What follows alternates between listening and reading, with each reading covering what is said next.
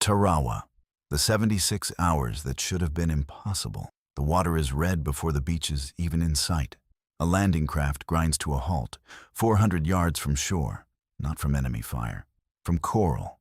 The tide is lower than anyone planned for, and the reef around Betio Island has just become the deadliest sandbar on Earth. Ahead, the island is barely half a mile long, small enough to walk across in 20 minutes if nothing stood in the way. Everything stands in the way. Above the boats, machine gun fire rakes the water in long white lines. There is nowhere to hide. There is no way back. The ramps drop, and the Marines step out into water up to their chests, rifles held over their heads, and start walking straight into the guns of an island that was never supposed to fall. This is November 20th, 1943. This is Tarawa. And in the next 76 hours, the United States Marine Corps is about to learn exactly what an impregnable island costs, and exactly what it takes to break one anyway. History would remember this beach by a single word, repeated in newspapers and history books for the rest of the century. Bloody, bloody Tarawa. Before this morning is over, that name will already be earned. Weeks earlier, on the other side of that beach, a Japanese admiral had made a promise the whole garrison believed. Rear Admiral Keiji Shibasaki commanded the defenses on Betio, the small but critical islet at the heart of Tarawa Atoll in the Gilbert Islands. For over a year, his engineers had turned it into one of the most heavily fortified pieces of ground anywhere in the Pacific. More than 500 pillboxes and bunkers lined the island, built from concrete, coral rock, and coconut logs, packed dense enough to stop naval shells. Machine gun nests were sited to cover every stretch of beach with interlocking fire, so that no matter where a landing force came ashore, it would walk straight into a crossfire from at least 2 directions at once. Coastal defense guns pointed out to sea, ready for exactly the kind of invasion fleet now approaching over the horizon. Barbed wire ran just beneath the waterline, invisible until a man's legs caught in it. Nearly 4,800 men held that line. A hard core of elite Japanese Special Naval Landing Force troops, reinforced by Korean and Japanese laborers who had built the fortress with their own hands and would now help defend it with their lives. Shibasaki is widely quoted as declaring that 1 million men could not take Tarawa in 100 years. Historians still debate the exact origin of that line, but the confidence behind it was real, and it ran all the way up the Japanese chain of command. Betio was not meant to fall. It was built to bleed an invading force white and send whatever was left of it home. The islet itself was almost absurdly small for what was about to happen on it. Roughly 2 miles long, and at its widest point, barely 800 yards across, a man in good health could have jogged from one end to the other in under half an hour. The Japanese had packed one of the densest concentrations of firepower anywhere in the Pacific onto a strip of land smaller than many city parks. A deliberate choice, built on one core assumption, that no attacking force could survive crossing it under fire. Geography had handed the defenders one more advantage most invasion planners dreaded: a fringing reef ringing the entire island, wide enough in places to strand landing craft hundreds of yards short of the beach. Any invading force would either need to time its landing to a narrow window of high water or wade in on foot, exposed across open coral flats with nowhere to take cover. Japanese gunners had spent months ranging their weapons on exactly that stretch of water, fully aware of what an attacker's only real option was. The Americans knew the island was fortified. Aerial reconnaissance had photographed the bunkers for weeks. What their planners underestimated was something simpler and far more dangerous: the water itself. Tarawa was never meant to be the main prize. It was a stepping stone, a small, brutal test of whether the United States could break heavily fortified islands at all, before the much larger campaign through the Marshall Islands and across the Central Pacific could even begin. Every planner involved understood that if this island could not be taken, the entire strategy behind the war in the Pacific would need to be rethought from the ground up. Among the men waiting offshore that morning was a war correspondent named Robert Sherrod, traveling with the Marines for Time and Life magazine. He had covered landings before. Nothing in his notebook from those earlier assignments would prepare him, or the American public reading his dispatches weeks later, for what he was about to witness on this one island. The entire invasion plan hung on a single number, the height of the tide on the morning of the assault. Betio sat behind that wide coral reef, and landing craft needed enough water over it to clear the coral and reach the beach. Naval planners had studied tide charts and concluded there would be just enough depth. Local guidance suggested otherwise, but time was short, and the invasion fleet was already committed, already moving. They were wrong. It was what sailors in the region called a neap tide, unusually low, unusually unpredictable. And on the morning of November 20th, it left barely 3 feet of water over the reef in places. Not enough. Before the landing began, warships offshore unleashed one of the heaviest naval bombardments fired at a single target to that point in the Pacific War. Hour after hour of shells from battleships and cruisers, followed by wave after wave of carrier aircraft. Smoke and dust swallowed the island so completely that some men in the boats genuinely believed nothing could still be alive on Betio by the time they landed. They were wrong about that too. Shibasaki's bunkers had been built deep enough and reinforced heavily enough to survive almost all of it. As the barrage lifted and the boats began their run toward shore, Japanese gunners climbed back into positions that had barely been touched and waited. The amphibious tractors leading the first wave were built to climb over reefs like this one, and many of them made it through. The traditional landing craft, following behind them, were not so fortunate. Boat after boat scraped against the coral and stopped dead, some 500 yards from the beach, some even farther. There was no cover on that water, no terrain to duck behind, just open lagoon and gunners who had spent a year sighting in every yard of it. So the order went out, boat by boat, over the side. What happened next would decide the entire battle before most of these men had even reached dry land. Men waded forward through chest-deep water, weapons held high, packs dragging at their shoulders, while tracer fire cut white lines across the surface around them. Some never made it more than a few steps. Others crawled, swam, pushed forward inch by inch toward a beach that seemed to get no closer, no matter how long they walked. Radio men went down with their equipment still strapped to their backs, and with them went entire units' only link back to the ships offshore. Robert Sherrod came ashore in one of those later waves, wading through the same exposed water as the Marines around him. He would later write that he had never imagined anything like it, men falling on either side of him with no way to help them, no way to stop, nothing to do but keep moving toward a beach that refused to get any closer. His notebook, soaked and barely legible by the time he reached the sand, would become one of the only detailed first-hand records of what those first hours truly looked like from inside the water.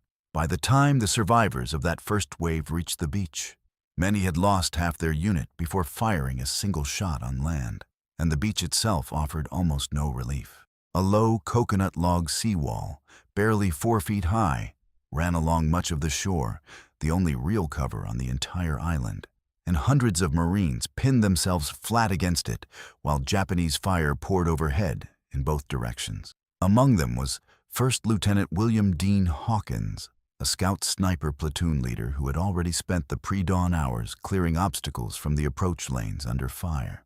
Now, with his unit pinned along the sea wall, Hawkins began moving from position to position, leading small groups forward against Japanese pillboxes one at a time, climbing on top of bunkers to fire down through the gun slits, working close enough to throw grenades by hand into openings built to keep exactly that from happening. It was the kind of fighting no plan on paper could have accounted for, and it was only the first few hours of day one. Further down the beach, a handful of Sherman tanks that had managed to reach shore began rolling forward to support the pinned-down infantry. One of them pushed past the seawall and began firing directly into bunker entrances at point-blank range. A brief, fragile advantage in a fight that until then had belonged entirely to the defenders. Japanese anti-tank guns, positioned for exactly this scenario, began picking the tanks off one by one. Within hours, most of the armor that had made it ashore was burning or disabled in the sand. Every small advantage on that beach seemed to last only minutes before the island found a way to take it back, and night was coming, with the Marines' foothold still barely a few hundred yards deep in places. and thousands of Japanese defenders still very much alive in front of them. By nightfall, the situation on the beach was close to catastrophic, and almost nobody offshore knew it. Radios were soaked, shattered, or lost in the lagoon, along with the men carrying them. Commanders aboard the ships had only a fractured, delayed picture of what was actually happening on Betio. Reinforcement waves kept being sent into the same killing zone the first wave had barely survived, because there was no way to warn them in time. And yet, something was happening on that beach that Japanese defenders had not accounted for in any of their planning. The Marines kept coming, not in the way military doctrine on either side expected an attacking force to behave under these casualty rates. In the doctrine both militaries had trained under, a force suffering losses like this was supposed to withdraw and regroup. Instead, survivors used the wreckage of destroyed landing craft as makeshift cover and kept moving forward in small, broken groups, a few yards at a time, toward the seawall and past it. Japanese officers recorded their confusion in reports and diaries recovered after the battle, describing an enemy that no longer seemed to be fighting for ground in any way they recognized, absorbing losses that should have stopped an advance completely and simply not stopping. Colonel David Shoup, coordinating the fight from a shattered command post near the pier despite being wounded himself, spent that first night piecing together an assault out of chaos, gathering fragments of 5 different units into something resembling a fighting line, one strong point at a time. Offshore, aboard the command ships, officers pored over broken fragments of radio traffic and tried to piece together a battle they could barely see. Reports contradicted each other. Some suggested the landing had failed entirely. Others suggested a foothold was holding. For a few hours that first night, some of the most senior commanders in the Pacific Fleet genuinely did not know whether Tarawa was being won or lost. By dawn, the Marines held a narrow, broken foothold on Betio. It was nowhere near secure, and less than a mile away, inside a heavily reinforced command bunker, Admiral Shibasaki was about to lose something that would matter far more than ground. On the afternoon of the first day, naval gunfire from an American destroyer found Shibasaki's command bunker and scored a direct hit. Exactly what happened inside, in the chaos that followed, is still debated by historians. What both American and Japanese accounts largely agree on is this. From that point forward, unified command over the Japanese defense of Betio effectively broke down. Individual strongpoints kept fighting, often with extraordinary determination, but the coordinated, island-wide defense planned for over a year no longer had anyone directing it. It is one of the least told parts of this story, and one of the most important. Betio did not fall because its defenses were weak. It fell, in large part, because the head of that defense was cut off in the opening hours. And after that, every Japanese strongpoint was essentially fighting its own isolated battle, with no way to reinforce the one beside it. For the Marines still fighting yard by yard along that seawall, none of this was visible. All they knew was that the resistance in front of them was ferocious and that it showed no sign of slowing down. The second day would bring fresh reinforcements and a new and even more brutal kind of fighting to the island, the kind that had to be done one bunker at a time, with nothing left to rely on but rifles, grenades, and demolition charges carried in by hand. Bunkers had to be cleared individually, and there was no shortcut for any of them. Grenades went in through firing slits. Demolition charges were packed against concrete walls and detonated at close range. Flamethrowers forced defenders out of positions no rifle could reach, position by position, across an island barely half a mile long. And every yard cost blood on both sides. Staff Sergeant William Bordelon, a combat engineer, spent that second day doing exactly this kind of work, moving under fire to destroy Japanese pillboxes with demolition charges and pulling wounded Marines back from the open beach even as he was hit himself. He kept working until he was killed, leading another assault on a Japanese position later that same day. Japanese defenders fought from positions built to withstand precisely this kind of assault, and for most of the second day, they very nearly did. American casualties climbed into the hundreds, then into the thousands, killed and wounded combined. Some companies lost most of their officers. Some platoons effectively ceased to exist as organized units. Still, the line moved forward, slowly. A taxiway on the island's small airfield changed hands. Isolated Japanese strongpoints, cut off from each other since the loss of Shibasaki's command post, were surrounded one by one and reduced. By midday on the second day, fresh battalions finally landed in greater numbers, giving the exhausted survivors of the first wave something they hadn't had in over 24 hours. Reinforcements who weren't cut down the moment they left their boats. Even so, every foot of ground still had to be fought for individually. One machine gun nest, dug into a triangular position covering 3 approaches at once, held up an entire company's advance for hours before it was finally silenced with demolition charges thrown by hand from a shell crater just yards away. Heat, thirst, and exhaustion were becoming almost as dangerous as the fighting itself. Fresh water was scarce, medical supplies were running low, and the wounded who could not be evacuated lay in makeshift shelter behind whatever cover their unit could still hold. There was no rear area on Betio, no safe zone to fall back to. Every position, all the way to the waterline, remained within range of Japanese fire until the very end. Robert Sherrod spent that second night on the beach among the Marines, close enough to the fighting that he later said he could not always tell, in the dark, whether the explosions nearby were outgoing or incoming. He wrote about a smell that settled over the island, one that would not leave the men who survived it for years afterward. He kept his notes anyway, page after page, because somewhere in the back of his mind, he already understood that people back home needed to know what this actually cost, not just that it had been won. By the third day, the outcome was no longer in real doubt. Only the cost of finishing it remained unwritten. One of the last major objectives was a large, heavily reinforced bomb-proof shelter near the eastern end of the island, effectively the biggest remaining Japanese strongpoint left standing. First Lieutenant Alexander Bonnyman Jr. led an assault directly up and over it, fighting at the entrance at point-blank range to force the defenders back inside, buying time for demolition charges to be set. He was killed leading that final push. The position fell shortly after. In the last hours of the battle, with organized resistance shattered, Japanese defenders launched a series of close-quarters counterattacks in the dark, throwing themselves at American lines with no realistic chance of breaking through. Marines described nights lit by tracer fire and explosions, holding ground against attacks that had no real hope of success, but came anyway, again and again, until there was almost no one left to make them. These final attacks were not disorganized panic to the Marines receiving them. They felt deliberate, men who understood exactly how the battle was going to end and chose to spend what remained of it attacking rather than waiting. Entire sections of the American line braced through the night for assaults that arrived in waves, sometimes preceded by nothing more than a shout in the dark before the shapes came out of the smoke. By first light, the ground in front of several positions told its own story, and the counterattacks did not resume.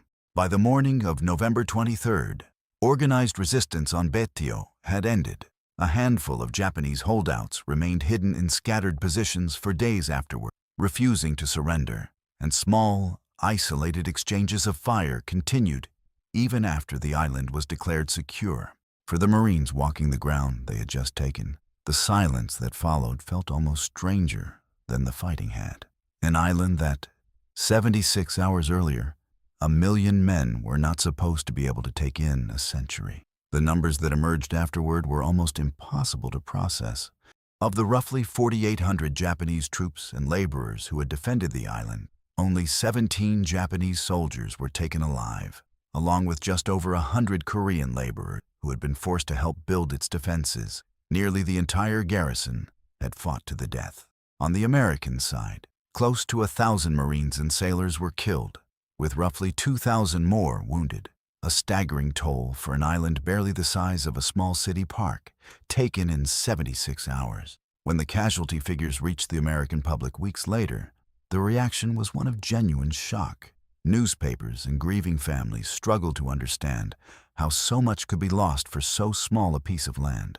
It became one of the first moments in the Pacific War when the true cost of the island-hopping campaign became visible at home, not as a line on a map, but as a number that landed on thousands of doorsteps at once. David Shoup, Hawkins, Bourdillon, and Bonnyman were each later awarded the Medal of Honor for their actions on Betio, 3 of them posthumously. Shoup survived the battle and went on, years later, to become Commandant of the Marine Corps. Robert Sherrod's dispatches from the island reached American newspapers within days, and his book on the battle followed soon after. But it was not only his words that stunned the country. Weeks later, a newsreel and a set of photographs from Tarawa showing American dead on the sand, something the public had rarely, if ever, been shown so plainly before, were released with direct approval from the highest levels of government. It was a deliberate decision and a controversial one. Officials had debated whether the public was ready to see the real cost of this war laid out in front of them. In the end, the argument for showing the truth won out over the argument for protecting people. For many Americans, those images of Tarawa were the first time the war stopped being a story told in words and became something they could see for themselves. The shock did not weaken support for the war. If anything, for many families, it hardened their resolve. But it permanently changed how the war was covered from that point forward, and how honestly the cost of victory would be shown to the people paying for it. Congress held hearings into how the landing had been planned and why casualties had run so high. Military boards of inquiry studied the tide miscalculation in detail, determined to understand exactly what had gone wrong before another invasion made the same mistake on a larger scale.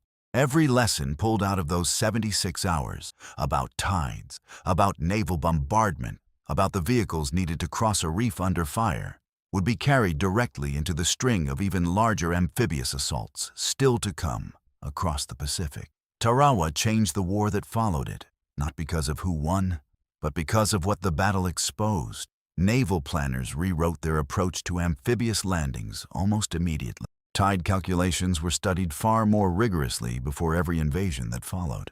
Pre-landing bombardments were extended and better coordinated with the actual timing of the landing itself. In direct response to what had gone wrong on that reef, the Navy stood up dedicated underwater demolition teams, combat swimmers trained to scout landing beaches and clear obstacles before the first wave ever left the ships. It was a direct, traceable line from the disaster on that coral reef to a new branch of warfare that would matter for the rest of the century. For the men who survived Betio, the island stayed with them for the rest of their lives. The coral, the seawall, the water that turned red before they'd even reached the sand. And for Japanese command, watching one of their most heavily fortified positions fall in 3 days, despite everything built to prevent it, Tarawa delivered a harder lesson than any single defeat could have. No fortification, however well built, could hold against a force willing to keep paying whatever price the ground demanded. 76 hours, nearly 6,000 dead on both sides combined. One narrow strip of coral and sand that changed how the rest of the Pacific War would be fought. Some battles are remembered for the ground they won. Tarawa is remembered for what it cost to learn a lesson the hard way, a lesson the war was only just beginning to teach. Every Marine who fought on later, bloodier islands, Saipan, Peleliu, Iwo Jima, fought them differently because of what happened here. The tactics, the timing, the machines built to cross a reef under fire, all of it traces back to 76 hours on a strip of coral most Americans had never heard of before and would never forget again. Robert Sherrod followed the Marines to every one of those islands, and he said years later that no matter how much fighting he witnessed afterward, nothing ever fully left him the way those 76 hours on Betio did. The water, the seawall, the silence that followed it. The island itself, so small it barely shows up on most maps of the Pacific, is still there today.